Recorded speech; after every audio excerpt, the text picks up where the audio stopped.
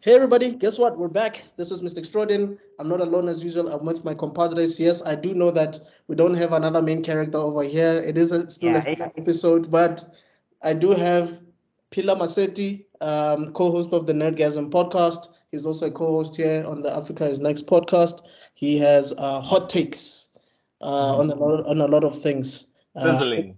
He said something. He said something very profound. He says that he thinks.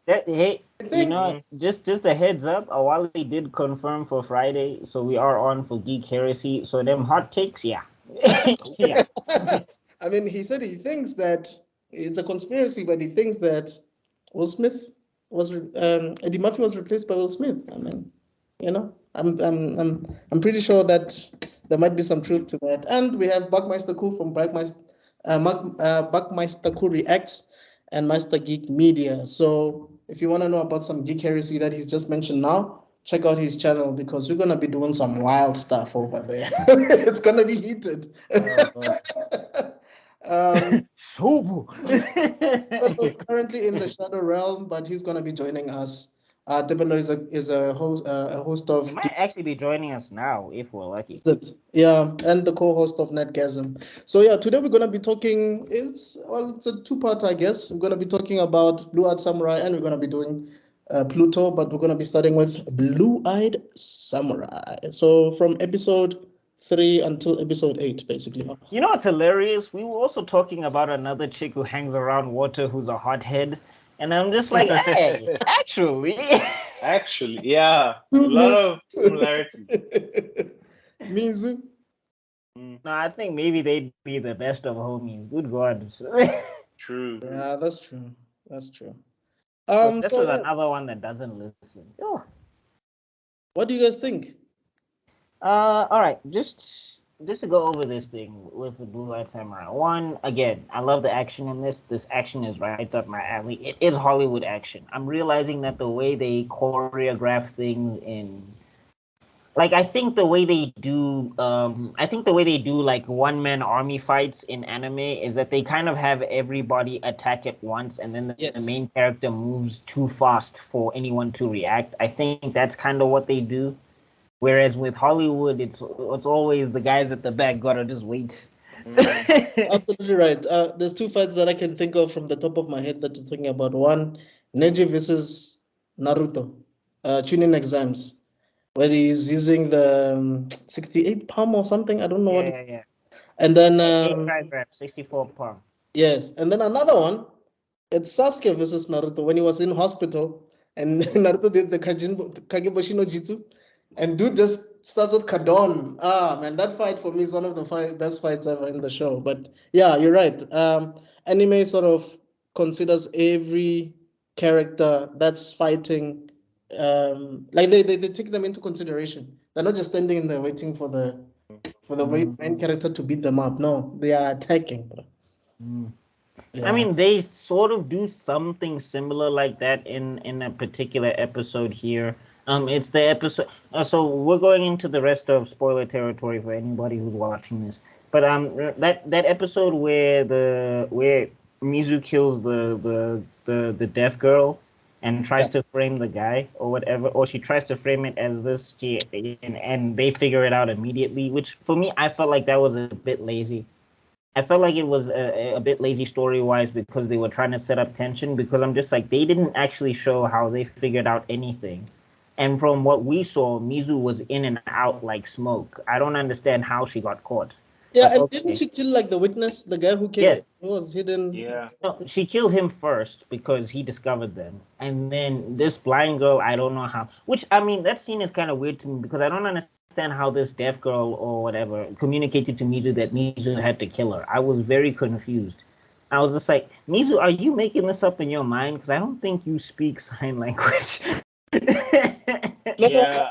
The lady, what was her name? Lady what? I forget now. That I lady know as the deaf girl. Sorry, Pilla, you were saying something? Oh, sorry. No, I was saying I do remember slightly that. Remember after she kills the deaf geisha girl / slave girl, she basically tells one of the kids to basically go and tell the Lord that someone broke through or whatever. Oh, then yeah. the kid that she told is the one that snitches on her. So Oh. it does. So it does. Because remember when they're Oh, he standing snitched? outside? Yeah, he Oh, snitched. okay. So because that Oh, kid is okay. standing outside with the whole squad, and he's like pointing at her. It's very quick, but you're like, oh, okay, cool. But Oh, I do get I you. missed that. I missed that. Yeah. I'm like, Yeah. okay, I don't know why. Anyway, I guess that's how that term works. But anyway, so they get into this huge fight. I mean, there's a lot of plot armor in this fight. Good God. Whew. Yeah. Wow. No, Honestly I'd say speaking, it's plot armor for the rest of the show. yeah, like I'm wondering, okay, were you guys given orders to just wait for her to try to figure out stuff, like to try to seal the door, to look at you guys Dog. from the other No, end? dog, there's a scene when she's in the door and they're all stabbing the door. And I'm like, ain't nobody gonna bend down and stab underneath.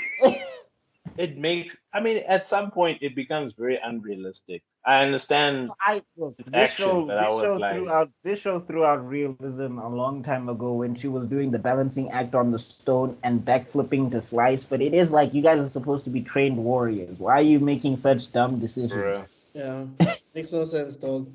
But I just wanted to, just going back to the deaf girl thing.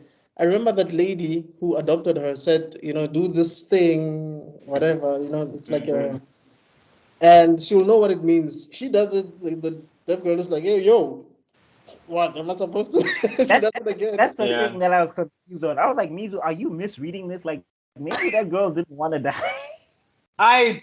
She definitely didn't look like she had I'm ready to die eyes. No. It looked like she was like, oh, are you going to take me away now? That's what Like- it looked like to me. I was just like, yo, what? She didn't trust her in the beginning. Like if you were watching that, she was not. I mean, she doesn't trust easily. But I think eventually she started understanding that okay, fine. Clearly, this person doesn't want to harm me. Also, But don't you guys yeah, feel like it was weird? Sorry to cut you off, but don't you guys think it was weird because Mizu's basically been rolling around with a guy who has no hands, and he's been talking about how just because I'm disabled, I'm still a person. Just because I'm disabled, I'm still a person. So the moment someone's like, "Yo, she's disabled, kill her," I was expecting like no, I don't think we should. Maybe she should join the No, crew. they didn't hire her to kill her. They hired her to get her out. I think what happened is Mizu realized that this is not going to end the way it's supposed to. So she thought the best option to get everybody. I mean, again, kids snitched or whatever. But I thought the idea that I got was she was like, if I can frame this as a murder, then that girl is no more a slave. She's dead, but she's no more a slave. I hear you. And the geisha house is safe at this point. I I actually, think that's the reasoning. I hear you, but when I'm like, just to go back to that whole idea of she's been rolling around with this guy with no hands, I would have thought that she would have had a little bit of more, let's say, resistance or conversation about murking this yes, girl, even I'm if with you. it's not with her. But I'm saying, did so geisha intently. house lady say that she must murk the girl? I didn't I get think that. the geisha house lady did say kill her. She said go Yeah. into the house, kill her. Yes, I agree with you. I also got that impression, especially when I got the impression that maybe she doesn't want to kill her. Yeah, I It did get the some moment of where- that. Yeah, when she's holding her Yeah. and she like you do see Mizu's like torn apart inside about this thing. Yes. But yeah, I mean, after she's torn apart for a minute, she just decides, okay. So I mean, just like how I missed the kid, I think you did also miss that she did show some sort of emotion of some sort. Yeah. But I get this. I think the thing is with this show, I think it does a lot with Mizu, but it doesn't take its time. Like there's a thing where it feels a little bit rushed I agree. at points. I agree. Because there's moments where she does a lot of introspection, and in your head you're like, Ish, had I gotten more of this part from her, okay, not to jump the gun, but I just want to give you guys an example. And I know you guys will probably give me reasoning behind it, but when she was burned, when she was creating the sword again, when she was naked with those markings, I felt like, okay, in as much as I get what they're trying to tell us, had I understood her a bit more, I would have felt something for that moment, But I didn't really feel much when I saw it. I don't know. I think like the correlation as to how they were trying to say that she's broken because the sword is broken. I think that's the idea. Right. Is that she's being reforged in the fire to be a different person. The only thing is she doesn't do things different afterwards. I think the reason why that moment kind of loses impact is because it's supposed to represent a metamorphosis of her as a person, and it doesn't. You see? And like Yeah, I think, and I think that's one of the flaws of this show is that every time they give Mizu an opportunity to change, it looks like she's gonna take it, and then she just doesn't take it, and you wonder why. And not just I mean, me. like you thought that she would understand how dangerous revenge is after that episode with Tigan when she basically breaks him out of the prison. But she goes right, and also it's just like if dude with no hands was not there, y'all were dead. And I'm like, you didn't think that through at all. And even the apprentice, like there are moments where there's moments where he could have just stayed and he became a chef and learned from that other guy. There's a moment where he was with the blind what's this the blacksmith, the swordsmith, the guy. And he still left. So in my head I'm thinking, my man, like there's moments where you can actually grow as an individual, like go on your own No, path. I think the thing is though is he's Jiminy Cricket to her Pinocchio. Yes. Like but if he he's has not no there, character growth. I agree with Nick Jordan though. He has zero character growth. Like he's the same person he like is I think the person who at the beginning changes and the end. is Tigan. Yeah. Yeah. Well, no, and the lady, what's the lady's name again? Oh, Akemi. Oh, Yeah, Akemi. Yo, did you guys notice something going on with her teeth in the animation? It Yeah, bothered that's so different. much. Remember they said that like women are supposed to be attractive when they have black teeth or something. You don't remember that? So she did that I deliberately. missed Like, that. initially she had white teeth, but she deliberately got herself to have black teeth because she's oh yeah, I remember. as a bride or something, she had to have like black teeth. Oh, So okay. I think that's Well, I mean, also she didn't really interest me as a character, but every time I saw her with the black teeth, I was just like, I do not like any of this. I actually like her character growth, to be honest. I think she I was. think it's. I don't think it was good though. I didn't. Her progression for me was not good, because the thing is that she had been hating this destiny forever, and she'd been trying to manipulate it to get to this guy that she wanted. And then in the end, it's like she turns around and she's like, "Nah, I think I'm good with power." And I'm just Yeah, like, I when get you it. had the opportunity to get this thing, you didn't want it at all. And I didn't see any real metamorphosis or change, because it's like if you stay, like your whole thing was freedom, and if you stay this shogun's wife, you will not. Yeah, like maybe you'll be able to manipulate it from the scenes, I guess, but I don't know. I think for me, the messaging was even if she can be someone's wife, there will be a lot of decisions that will be made for her. I mean, what her dad did, was a clear indication of, what could happen should she continue on this path. It doesn't matter who she's with; she's still gonna be someone whose decisions are made for her. Even the guy that she trusted the most.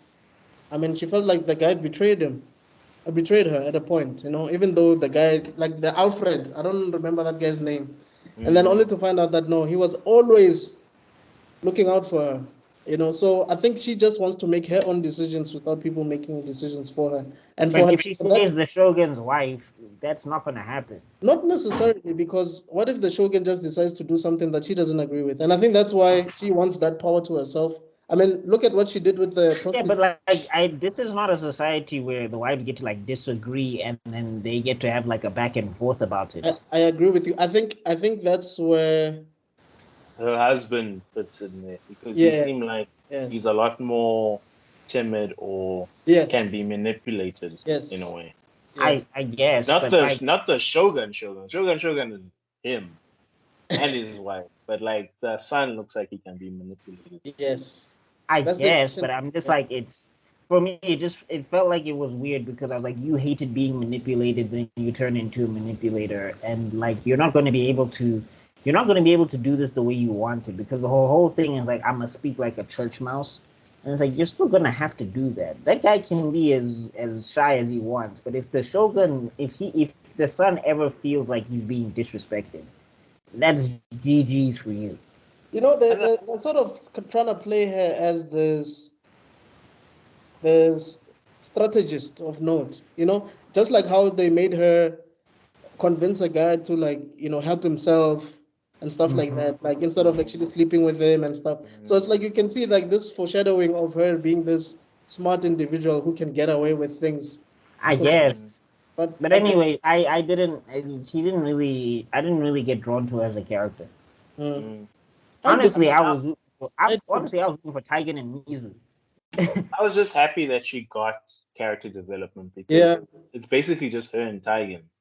Yeah. And the fact that they at least did something, I was pleased with. Yeah, I get that. I mean, the thing is with Mizu, I like her as a character a lot. I just think that the story doesn't give her room to grow. Like, what's there is good, but it's flat. I agree. Oh, he made it. Yeah. Oh. Hey, guys, it's Goku. Hi. Yeah. Oh, I have the wrong background, I think. No. So I mean, we're still gonna talk about Pluto. This is just the first half where we talk about Blue-Eyed Samurai. I need a Goku moment, guys. I need to come in late. Kakarot. Oh yeah, you're the only one that didn't have a Goku moment. But I just want to say something quick. I think I agree with you, Buckmeister. You see, if Mizu was maybe like in an actual anime from Japan, Mizu probably could have been one of the most iconic characters in all of anime. I think the thing is that one of the failings of the show, and I don't think this is particular to anime or particular to Western media. I just think one of the failings, because I've seen this in anime too. There's characters that go in circles. A perfect example of this was an anime I was recently watching. I think it's called. It has something to do with vampires. I can't remember the name of it now. Seraph of the End. There we go. Okay. Seraph of the End. I was reading it, and like the main character in Seraph of the End, the more you read the manga, the more frustrating that character gets because he's just stuck in a cycle and a loop. Right. All the agency he had in the beginning of the story is gone, and he's just this psychopath of a kid that's prepared to destroy the whole world to save his friends, which doesn't make any sense.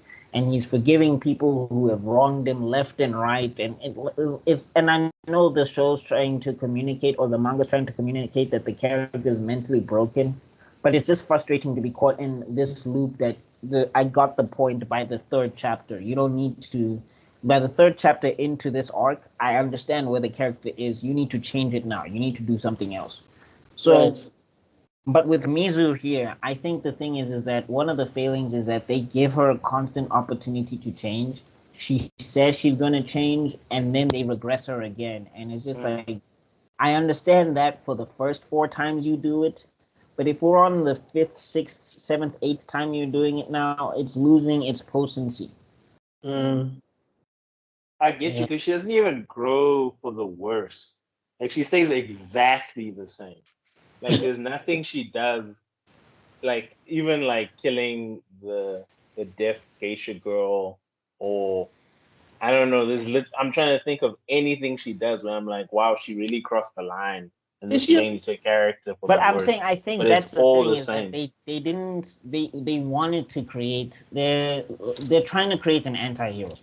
No, there is a line that she's gonna cross, or that she's not going to cross.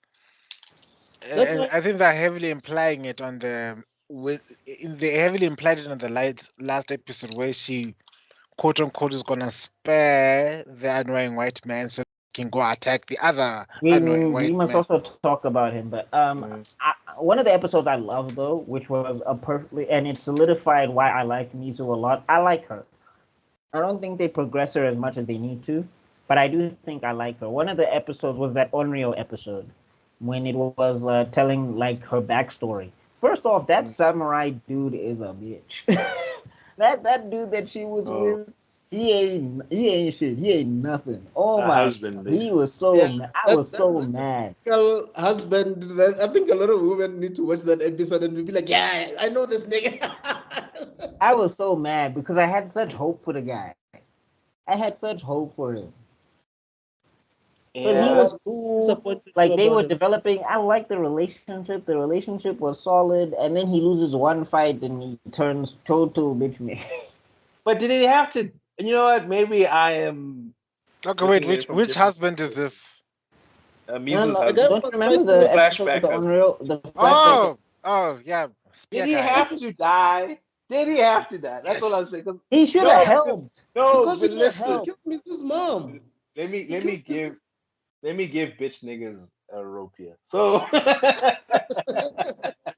Okay, how does this go? because what we're thinking is the mom snitched, right? The mom sold her out. Yes. I think the mom So did. Yeah. so he ran away.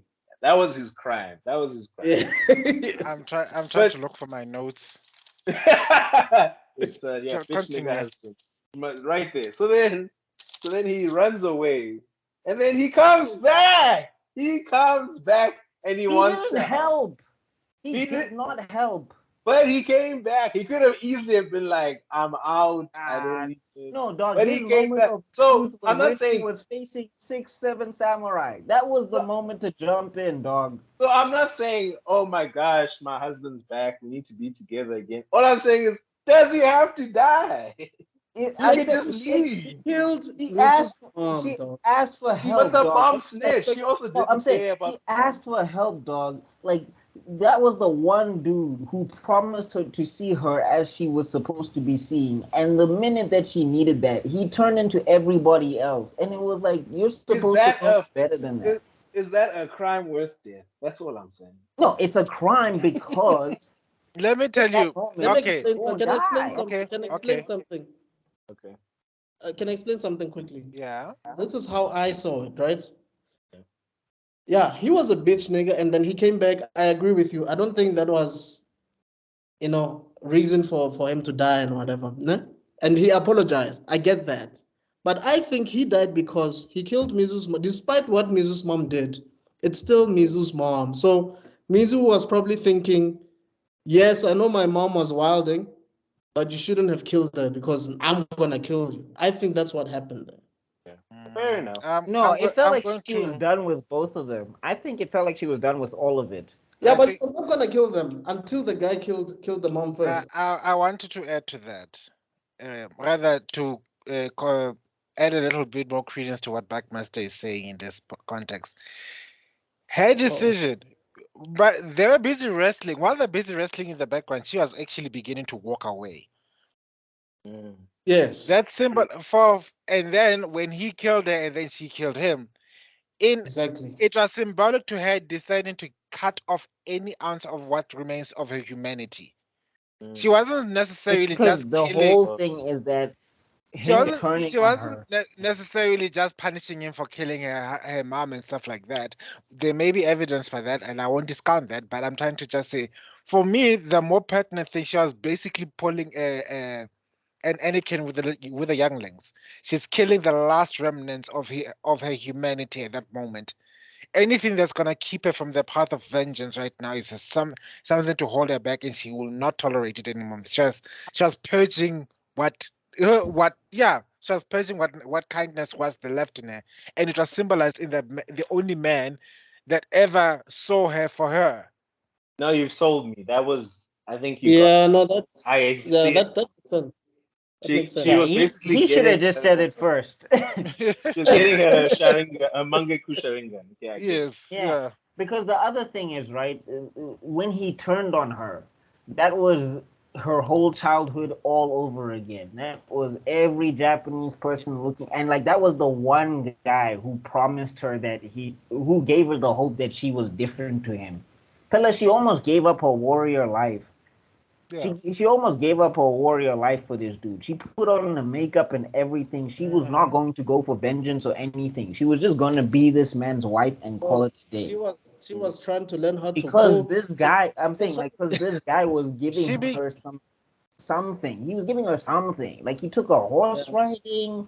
You know, She like became was the trying to- Makoti. trying to be the daughter that the mom wanted her to be. Yeah, Basically. she became the proper Makoti. And like, I need to be a proper Makoti for my man. I need to learn Yeah. how to cook. My man can protect me. I am on with my husband, and then jiggy Because jiggy. that was also character development. Like I think that was one of the things that solidified it because it was a significant change. She went from vengeful samurai to somebody who was prepared to settle down, and then she got hella disappointed and she had to regret. Like that was one of the times when the regression was actually pertinent to the story, which is And I why feel it's like, one of my favorite yeah, episodes.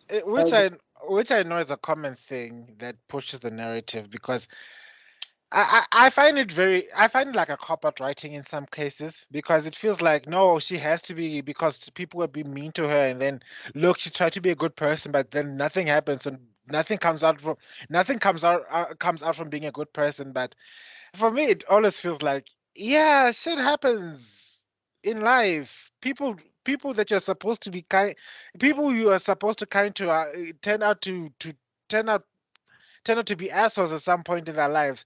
Every single person you care about is going to come around and disappoint you in one way or another. And your decisions then to throw away every single aspect of good in yourself for the sake of these people so that you hate your entire life and you have to be cursed in this vengeance lifestyle just because bitch ass nigga ain't shit. You could have gotten another bitch ass man. I mean really.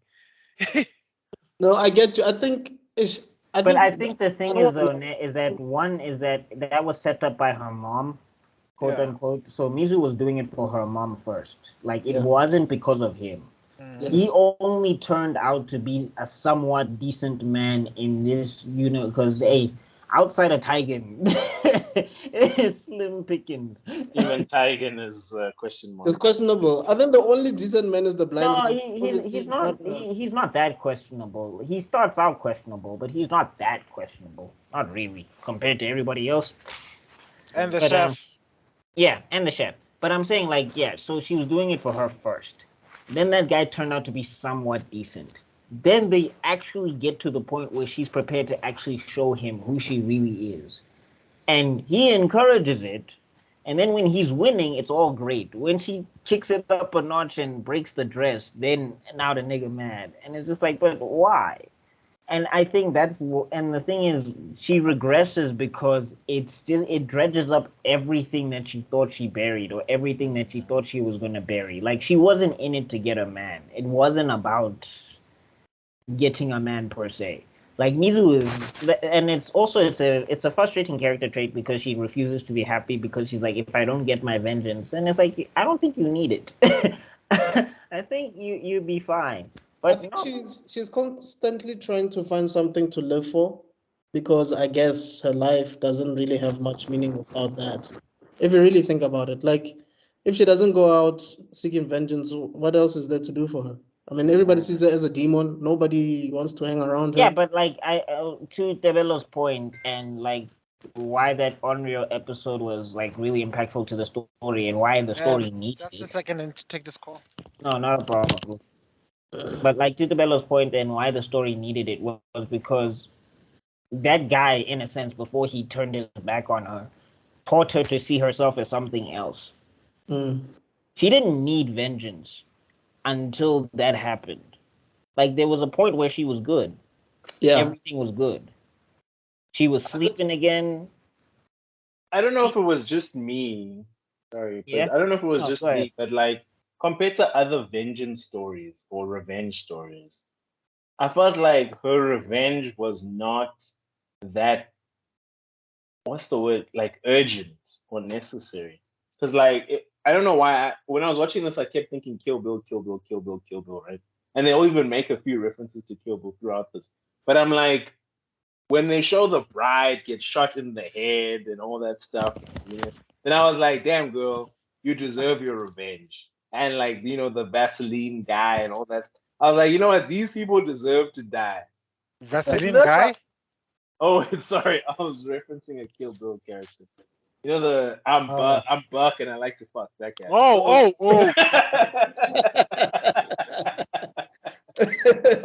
No, say less. I heard you. Yeah, No. so kill him. You know what I mean? Those moments of yes, kill him. And I didn't have that yet because like even like when she's going around murking people and stuff, I'm like, if you had just lived your life, it's not like these people are after you anymore. I feel like you are forcing the issue. Yeah. But you know what I mean? Like, I don't know if it was just me. Maybe I was just like, No, No, I get mean it, yes, but I get why she's forcing the issue. She's obviously forcing the issue. Like it's obvious. it's evident. Like Yeah. because it's like she has way too many options right now to hide if she wants to.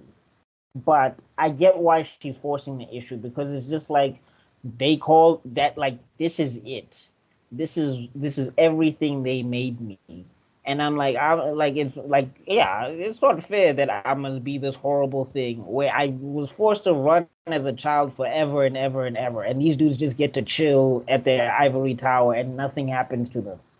Like they and also it's vengeance for my mother because it's like I was born out of violation. I know this. Like I know somebody took advantage of my mother. Yeah. So Yeah. I get that part. I hear you, but I think going back to what Pila was saying about her interactions with like maybe the chef or the deaf girl, it's like, dude, these people as well are looked down on by society, just like you are. Shouldn't that teach you something? I do get that obviously there are different reasons behind them looking down on. I mean, she's seen as a demon, where else these ones are still seen as Asians despite their disabilities. But at the end of the day, they're treated differently. So in my head, I'm thinking, shouldn't this be a lesson to you? Like, shouldn't you just realize that there are people who are also looked down on that you can just relate to and just be with instead of just seeking this aimless thing that you're trying to. Yeah, but I mean, it's the whole it's part of the violation thing. Like she like one, it was like I didn't ask to be born, and two, y'all killed my mother after violating her. Like it's not like nothing can happen.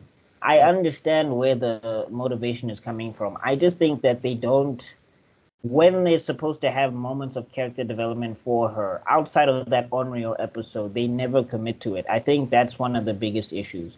Like for example, right, Akemi, when Akemi gets taken by those guard palace people, right, and she turns around and she says, "I'm not a samurai." I liked that a lot because I was just like, yeah, she never said she was one. Two, it was like, Akemi, what did you think was gonna happen? Like, really? And everybody's looking at her like she should have done something. She just fought 50 men. But 50 that's why men solo. That's why Like, I know you like Mizu. Personally, I like Akemi, and I think that's why I'm saying that her hold to power. It's moments like that make you realize why she wants power at the end. Because you realize, like I said, people are making decisions for her. People are sort of like it's like she has no choice whatsoever in any situation. Yes, she is entitled. Yes, she expects people to always, sort of like take care of her and protect her. But it gets to a point where she's just fed up with all of it. And she's like, you know what, screw this. I'm going to try and protect myself. I'm going to try to find a way.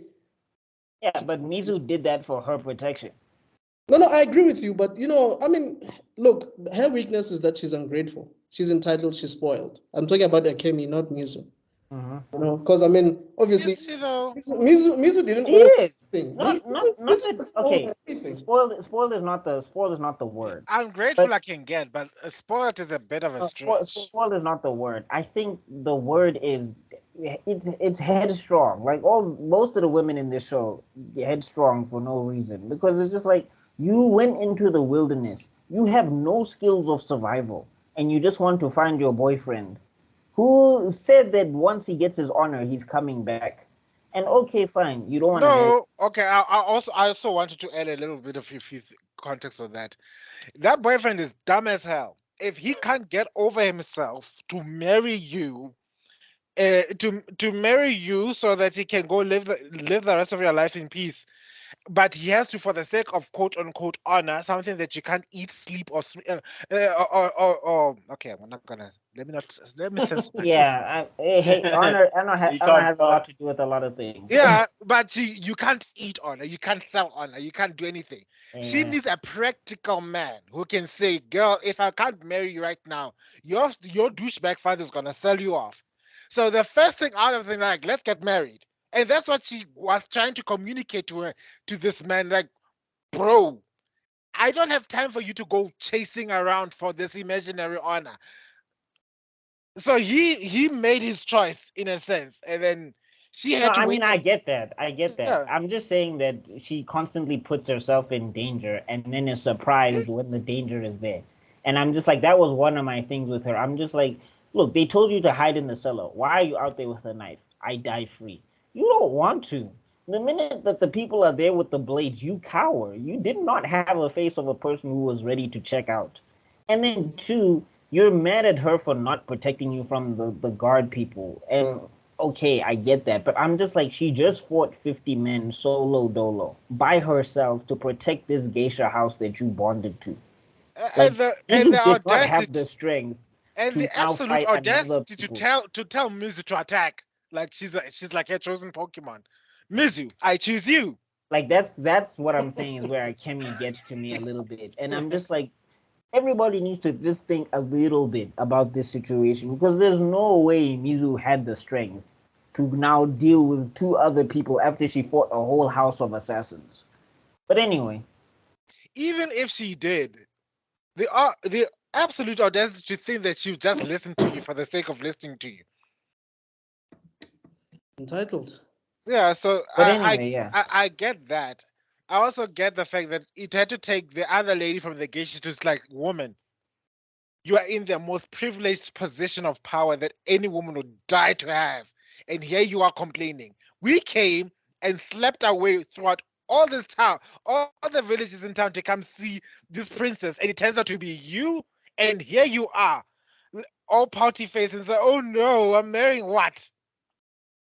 Have you learned nothing?" Can I ask you guys something? What are your thoughts on, which I think is probably the standout episode in terms of animation, when she gets into the tower and she's, fighting everybody, and I think that we even get is it zombie monkeys? Yeah, yeah. She was hot. The animation was so dope though. I do love the animation of that episode. I think all of it is striking and everything. It does get a little bit video gamey, I guess, because she has to fight her way It up the seems like tower. what's that Prince of Persia? That Uh, where the walls yeah. Yeah. Sands of Time. Sands of Time. Sands of Time, yes. Yeah. And like the other thing is she's terrible. Like this show can't decide whether Mizu is a ninja or not. That's confusing to me because she's great at sneaking until she isn't. Yeah. And also I feel like they also stole a bit from Cowboy Bebop. I don't know if you guys are familiar with that episode where Spike had to save Faye Valentine from Vicious. That whole thing of jumping from the window and all of that. That's Cowboy Yeah. Bebop, bro. Yeah. I mean, yeah, I like that bit, and I like that she prioritized saving Tigan over trying to get vengeance. I thought that was a really good moment as well. But then the problem is the next episode she goes right back to who she was before, and it It's was like, yo, just what like, happened to your leg? Like, okay, all of a sudden you're healed? That made no sense.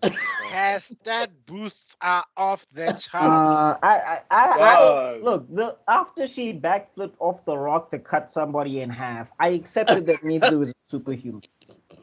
It made I no stopped questioning anything. She's from She beat the four greatest assassins of all time, and she her backflipped Caucasian sliced one. ancestors. bruh. Great, that's when because at that moment I thought, no, they have to be related to this angry white man that she's trying to kill because that No sense. and the whole build up to think, oh, maybe he's not the father, maybe he is the father, maybe he's not the father. Yeah. All of it to turn out like, no, you are tall, just like this other guy. You are not the father. Oh! I'll tell you right now, I did not like that. Let's talk about Tigan quick though before we wrap up. So anybody that's trying to get an episode to episode breakdown, there's not a lot that goes episode to episode. You kind of have to talk about this thing as a whole. I think if this came out week to week, it would be a very frustrating show. Personally. At least they mitigated. At least as the show got, there were less and less titties, buns, and balls. But I was fast forwarding through many of these things. Like, I won't lie, because it was the episode where the white man was just going around like different places where there was a lot of those. So yeah, I mean, just to get to Tigan, because I do want to hone in on that villain, because I think I have a very big criticism of him. He's a very big criticism for me of this show. But just to hone in on Tigan, I did like Tigan's character progression. That eventually he realized that he needs to let go of this honor thing. I thought that was very well done. The one moment where he had Mizu plot armor is when he pulls a Mizu move that he was complaining about. I know that was probably supposed to be funny, but it just felt like a little bit of weak writing. Because I would have liked to have seen Tigan be way more of a strategist than Mizu was. I think that would have been a very good. I understand where you're coming from, Develo, but I'm saying the fact that he was complaining about how headstrong she is, it would have been nice to see him pull a different maneuver from her, which he doesn't, because he basically does the same thing she does, and it works out for some reason. No, I wanted to add to that, dude. I wanted to show that why it kind of checked in this context. The reason why he criticizes Mrs. Headstrongness, and then he's because he finally sees himself. Because but everything that he fought at Mizu on is like something that he embodied to the nth degree. It's not that Mizu was taking things to extremes. And then he says, "Oh wow!" Then it's like he clicks. It's like, "Oh, is this me? Is this me all the time? Am I this stupid? Oh God, I need to rethink my life." Yeah, I mean, I get that, but I'm just saying, like, the fact that he was just like, she's arrogant, she's headstrong, she would probably just charge head on into 50. And I'm just like, he's supposed to be like samurai trained in the battle tactics. Like, he was a traditional, like, strategist trained samurai. I would have liked to have seen, like, I would have liked to have him have that moment of realization there with the hand. I'm saying, if I was writing it, I would have liked to have seen him have that realization that you're talking about with the armless dude, and say that, while Mizu does this, we're gonna try something else. And the also some things that you need to highlight. Remember this, for all intents and purposes, it's a European presentation of what they thought Japanese culture was. So they've done a lot of research, and kudos to them. And from that, and more often than not, the samurai mindset is always headstrong, charge into battle, think about consequences later. The whole think sneakily, start fires in their camps. Those are the ninja stuff. Disgusting. We'll never do ninjas. We'll never do ninja stuff. Or but in this period that you're talking about, from the little research that I did, because I remember playing Ghost of Tsushima, and people were talking about how stupid it was for Jin's uncle to judge his tactics, is that they were saying that samurai at that time were not preoccupied with honor. Oh no! This is no. This is not after. This is after the Warring States period. Oh, but like they were saying that, like, it was baked into, because they studied the art of war with Sun Tzu and all of that stuff. No. During the Warring States period, trust me, there was honor. Never heard of it. What is that? So yeah, that's what I'm saying. Is like, I think it would have been a nice juxtaposition with Tigan, for Tigan to do something different from Mizu. I just thought, for me, that was just like, I didn't like that. But anyway. To show that this is after the Warring States periods, they had restrictions on people from traveling. People couldn't just go willy-nilly from province to province. You needed the Jogan's express permission to come see him. It was clearly after the Warring States period. This is after the I forgot which, is it the Tokugawa shogunate that took over? Comment below. But this is clearly after that whole mess happened. After. But I mean, like, what I'm saying is that I do like that Tigan had an air of practicality to him a little bit. Like, he let go of this vengeance thing the minute that they had to get out of there together, even though, Oh, sorry. I was like, yo, are you in the Shadow Realm? And no, the system is still. I think okay. I have no idea what's going on, Sugi. All right. Anyway, let's just keep it going. So yeah, I also liked their dynamic. I thought that they worked well together and all of that stuff. And I'm like, Tigan knew that this was a woman. He was pressed up way too close to her to be like, they bumped genitalia at some point. That was what's that movie again? Goldfinger moment. Nah, for me it was Mulan. You know, it was giving Mulan at some point. It's like, It Yeah, gave no. So at Mulan some right point, the from general, episode at some one. point, like that's why in that movie when they find out she's a woman, I was like, bro, you had to have known at some point, like you. his But anyway, disappointment was like, I can't believe I had feelings for a woman. I was crushing on this guy. He was the hottest man I've ever seen in my life, and turns out to be some chick. Ugh. That that's reminds me, funny. I remember having a conversation with a friend of mine a long time ago with White Chicks when Terry Crews finds out that Marlon is black. We're like, wait, so you were not disappointed that it's a guy. You were disappointed that it's black. Well, at that point, it's established he already slept with the white guy. Oh yeah. Oh, Why was he after a white yeah, I chick? haven't watched. Anyway, I haven't watched Remember, that movie in a while. he slept with that other guy. And it was on a wheelchair, I I remember. was just like, what happened? And then he's like, he puts his hand next to him. I fell. Like, wild. Wait, Uh, I'm assuming we're doing final thoughts. Yeah, Oh no, I Looking want at to the talk time. about the villain. We got to talk about the Oh. villain quick. Who's getting load shedded when? he's Oh, such I'm at 10. Oh, yeah, I'm right. also at 10, but it won't affect me much. He's just a tip. For me, he's kind of like a Disney villain in No, the he was character such a design. weak, like he was not intimidating at all. Yeah. I get that they were trying to give him that whole Christian air thing and they did that whole reveal thing, but I did not. And also, I don't know if maybe it's an inherent bias of mine, but if I see you taking a Tengu mask up the butt, you don't scare me that much. Like who took Oh, a tango mask? during his villain monologue.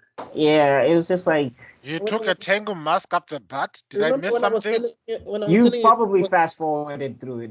he was traveling, it was an episode where he was traveling around, Mm. and there was a moment where he was talking to this other guy, and yeah, it is revealed that yeah, some lady was using a I mask. tell you, you can finish.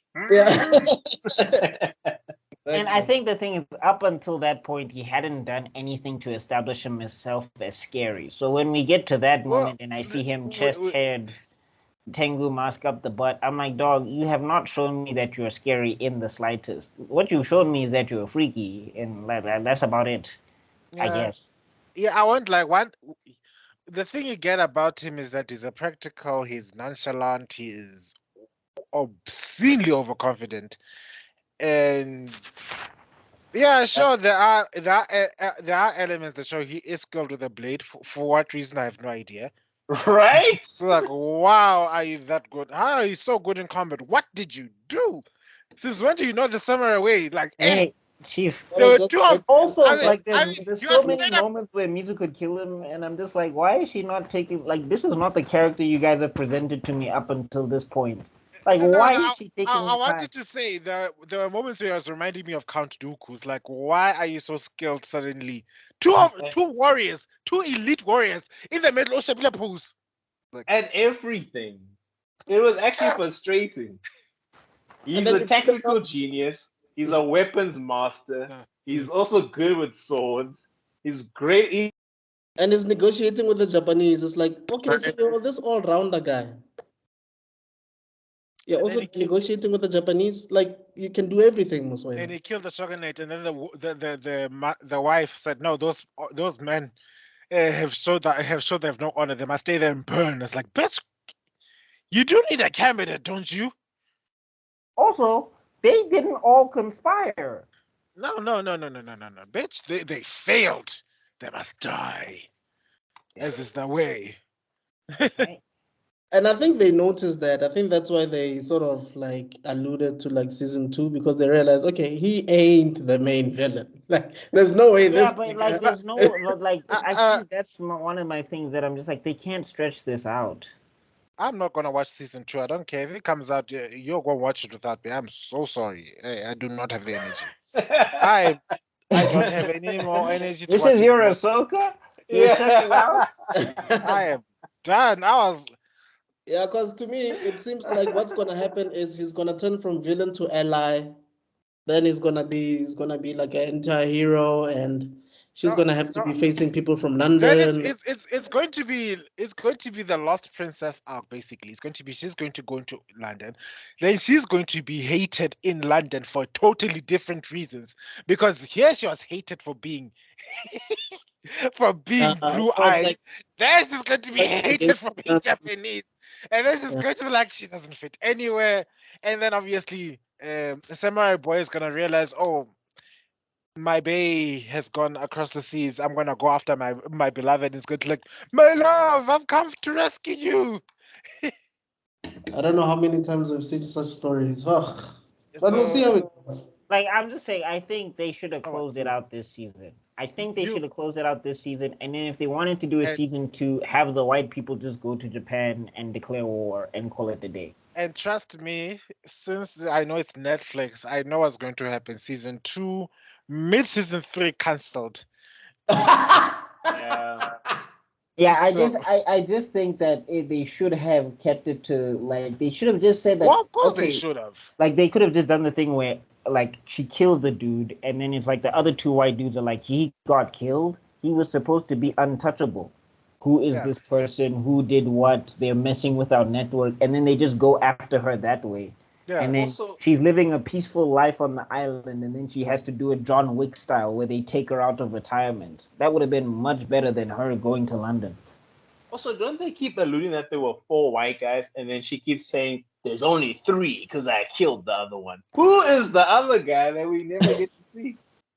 And We never get to see. I didn't care about him because I He's was just so like, ignif- it's another he's so- person on the hit he's list. so But that's why her insignificant. not killing. But I'm saying that's why her not killing this dude didn't make sense to me. I was like, this is not who you have been up until this point. You have never been reasonable. You have never tried to negotiate.